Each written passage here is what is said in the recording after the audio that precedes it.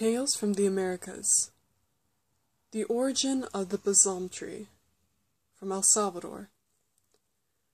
Long, long ago, it is said, an Indian youth named Hoitsi loved a girl named Naba.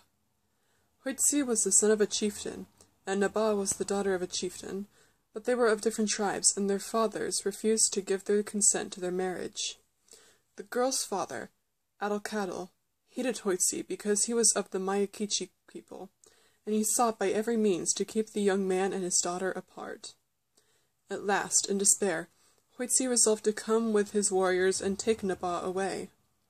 He waited for a time when he might catch Adalcadal by surprise, and one dark, stormy night he came. The rain was falling, the rivers had become raging torrents, and the waves broke against the rocky seashore with a sound like thunder. Hoitsi and his warriors approached the town, sure that they would not be seen. But, alas, Adalcadal's men were ready. They lay in wait for Hoitsi and his warriors, and they caught them in an ambush outside the town. A terrible battle took place. Hoitsi's men were vastly outnumbered, and finally they were overcome. Those who could escape did so, leaving behind on the battlefield their dead and wounded comrades. Among the dead was Hoitsi himself. Naba heard the news of the battle.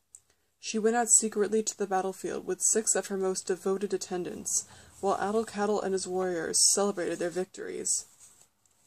Guided by the cries and groans of the wounded, the 7 women found their way through the storm.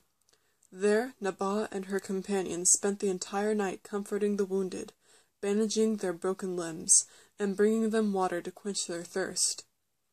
Then, as the morning sun arose, Adalcadal was told by one of his guards that 7 women were on the battlefield comforting the wounded enemy. Adalcadal came to the scene in anger.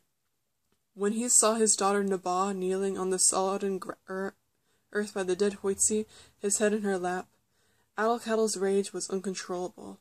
He seized a bow from one of his warriors and shot Naba through the heart. On Adalcadal's orders, the 6 other women were also slain.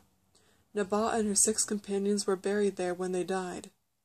The people of the town avoided the site of the battle for many years because of the tragic things that had happened there.